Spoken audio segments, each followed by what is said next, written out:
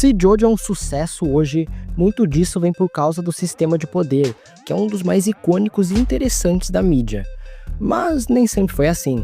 Houve um caminho para que os stands fossem criados e aperfeiçoados até chegar no que conhecemos hoje. Por isso, nesse vídeo eu quero falar sobre como esse sistema de poder é revolucionário e icônico, e como o Araki conseguiu fazer com que ele continuasse em ativo até hoje, mesmo com mais de 100 volumes lançados, e ainda assim, a gente tá até hoje lendo a parte 9 e se surpreendendo com poderes mega diferentes e bizarros, mesmo depois de 30 anos disso. Eu sou o Rick, e bora falar sobre os stands.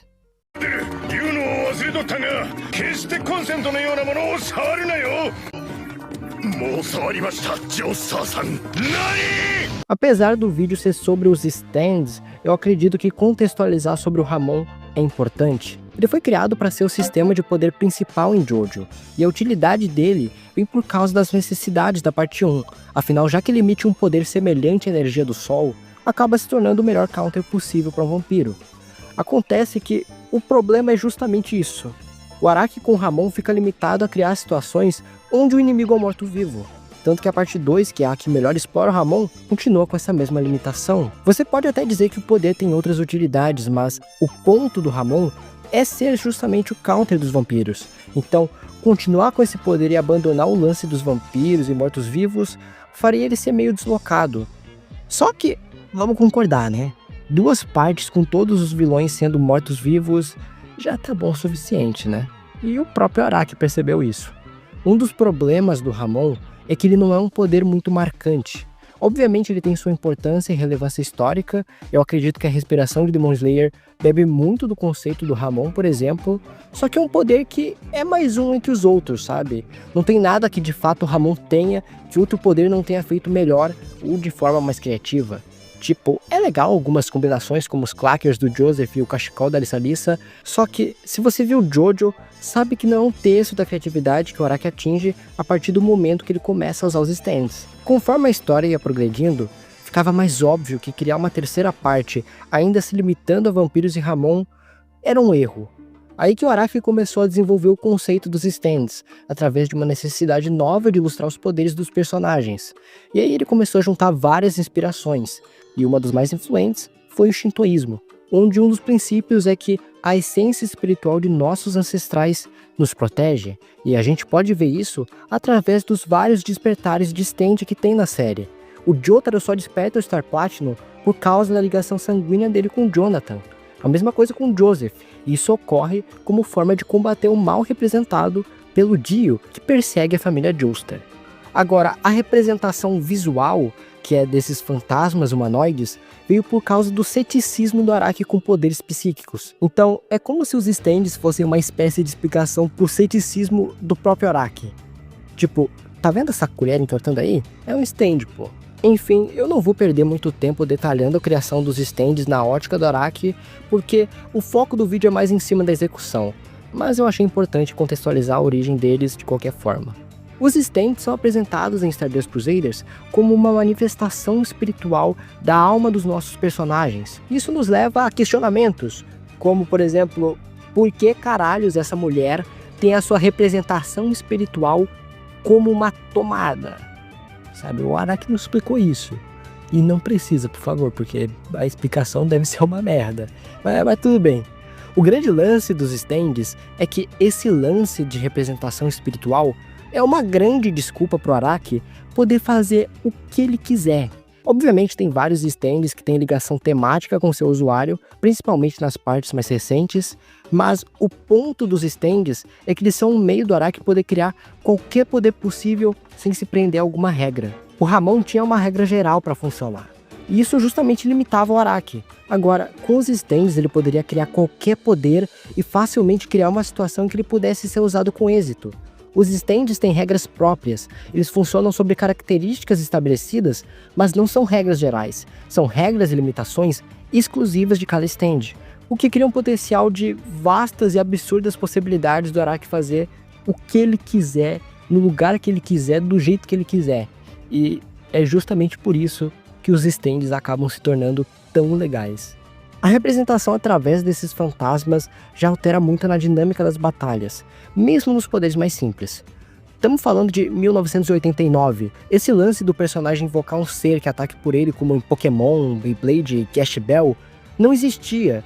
E mesmo dentre algumas obras que tentam fazer algo assim, que surgiram posteriormente, apenas Shaman King, de fato, tem um sistema que lembra Jojo, porque os personagens realmente usam espíritos para lutar.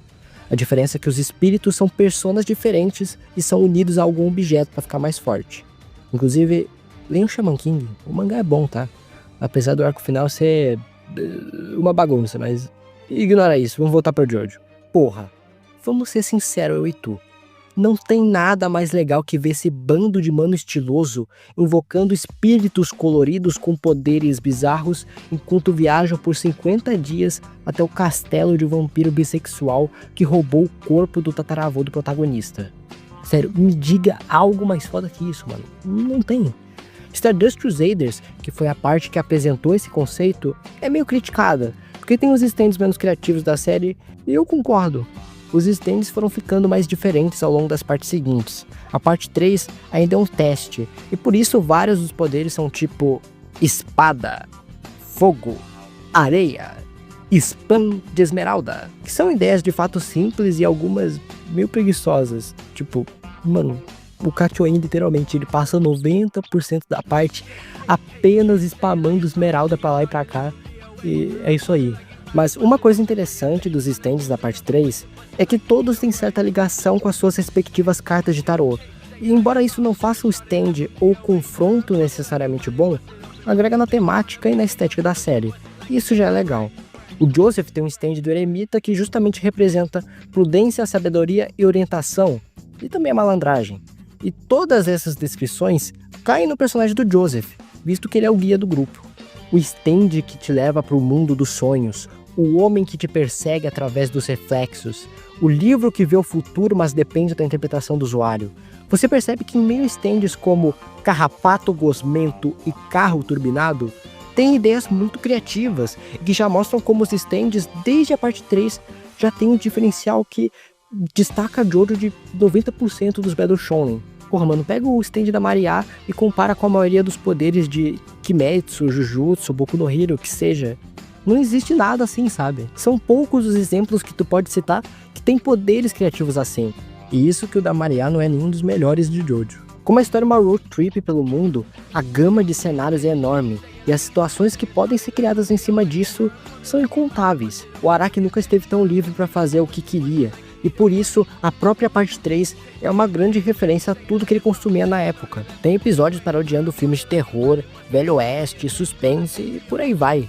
Tem arco do boneco Chuck que prende o Polnareff no quarto, do impostor que copiou a mania mais estranha do Kakyoin e de uma cidade inteira que é feita a partir dos cadáveres de um cemitério. E isso é uma das coisas que me cativou muito enquanto eu tava vendo pela primeira vez, porque por mais que seja um anime episódico, cada episódio consegue contar uma situação muito distinta e entregar poderes e conflitos que forçam os personagens a sempre terem resoluções diferentes. Quer dizer, algumas o Araki simplesmente taca o foda-se e fala, vai lá, Jotaro, mete porrada no inimigo e...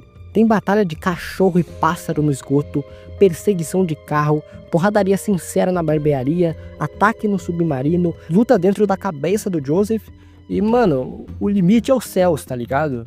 Eu vou ser sincero, nem todas são incríveis ou bem pensadas, mas o leque de possibilidades apresentados aqui é muito elogiável, pô. As situações são sempre diferentes. Algumas realmente não são bem executadas, mas, porra, apenas pela tentativa de ser algo diferente, algo icônico, algo que tenta ser criativo, eu já acho muito foda. Um dos meus arcos favoritos é o do Endo, onde o cara é cego, mas consegue sentir as vibrações e desferir ataques que são basicamente hit kill.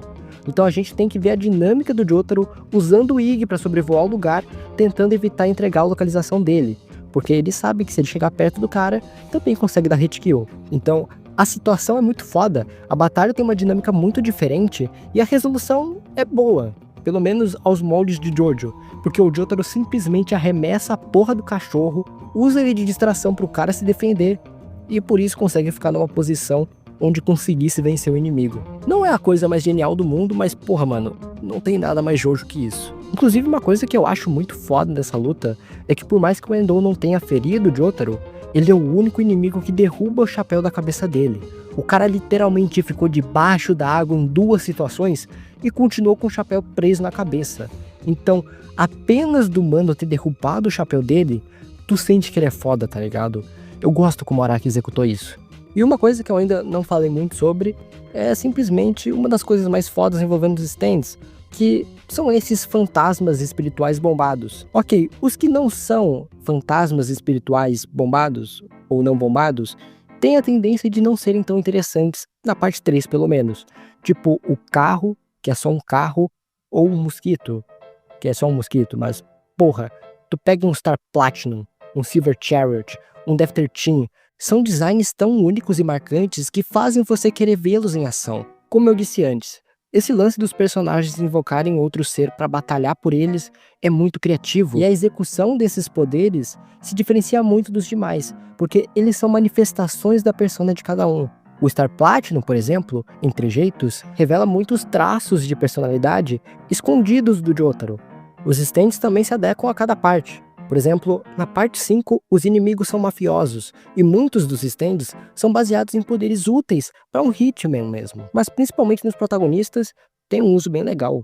O Aerosmith do Narancia serve principalmente de radar que pode auxiliar os personagens para saber o número de pessoas ao seu redor, além do Moody Blues do Abakio, que pode reproduzir eventos passados com precisão, sendo o stand perfeito para investigação e análise de alguns ocorridos da série. Para mim, a parte que até hoje tem o uso de stands mais interessante é Diamond's Unbreakable, porque nessa parte, de fato, todos os stands são tematizados para fazerem sentido naquele contexto de cidade pequena. Então, os stands têm poderes muito mais específicos e úteis para as necessidades diárias dos personagens.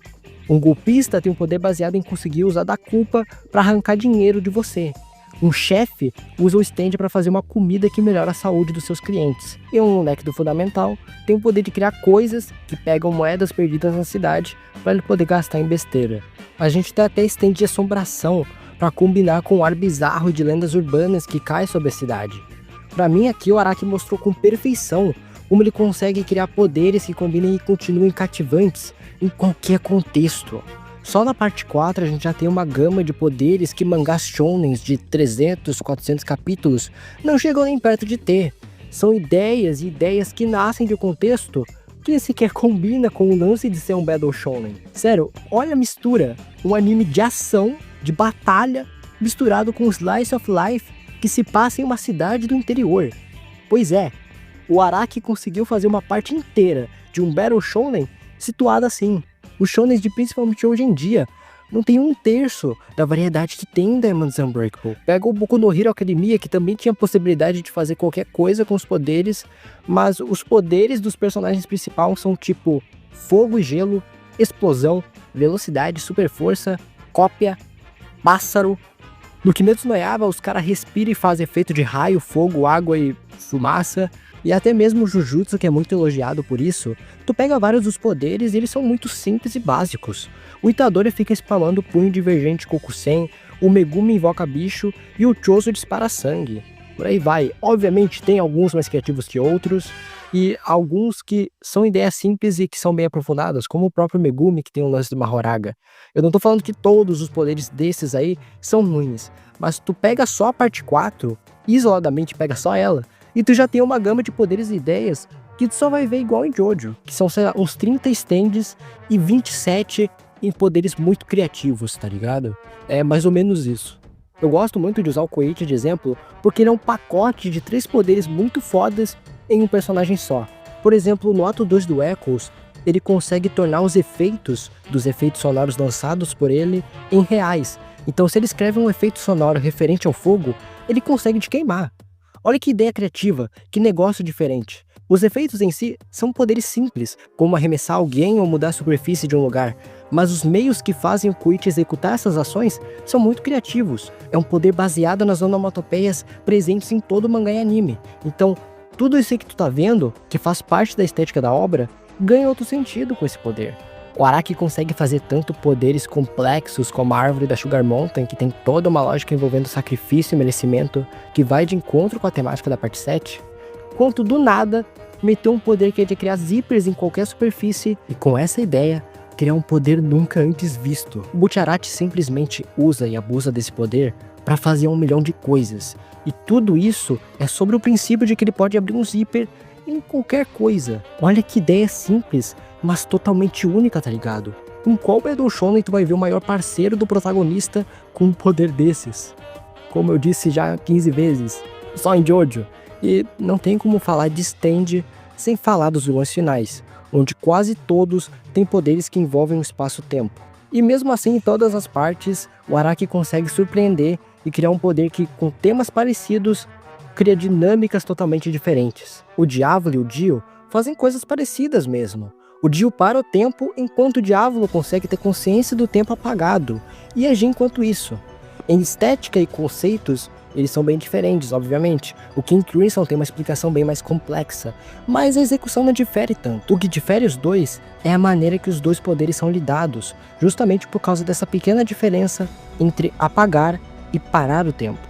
Isso já muda totalmente a dinâmica das batalhas. Contra o Dio, inicialmente a lógica é mais tentando descobrir como o poder funciona, porque eles não conseguem perceber que o tempo de fato parou, porque nada ocorre. Enquanto com o Diavolo o tempo continua ocorrendo, ele só é apagado, no Dio de fato nada acontece. Então a dinâmica da batalha acaba sendo inicialmente mais sobre tentar descobrir como que funciona esse poder. Isso aí é descoberto quando o Kakyoin se sacrifica para isso. A partir daí, fica mais no Jotaro realmente tentando prever as ações do Dio enquanto se acostuma com o time stop. Com o Diavolo, os personagens conseguem rapidamente pegar a ideia do poder, porque as coisas de fato aconteceram, só foram apagadas, mas os rastros estão lá. A lógica da luta fica em tentar reagir ao que eles fizeram no tempo apagado e como isso revela as dicas da localização do Diavolo e quem ele pode estar possuindo. Por isso tem todo o lance do Jono se cortar para poder saber quanto e quando o tempo foi apagado. E todas as outras batalhas têm dinâmicas diferentes, mas com princípios parecidos. Eu quis usar o Diavolo e o Dio de exemplo porque tem poderes tecnicamente bem semelhantes, mas que o jeito de agir de cada um mostra como as poucas diferenças já criam dinâmicas de batalha totalmente diferentes. Para mim é tudo isso que faz os stands tão cativantes. O Araki consegue criar muitos poderes que você não vai ver em lugar nenhum, e como cada parte é ambientada em localidades muito distintas, ele consegue testar isso em vários contextos, em várias épocas, o que faz com que tudo que você esteja vendo sempre seja algo novo.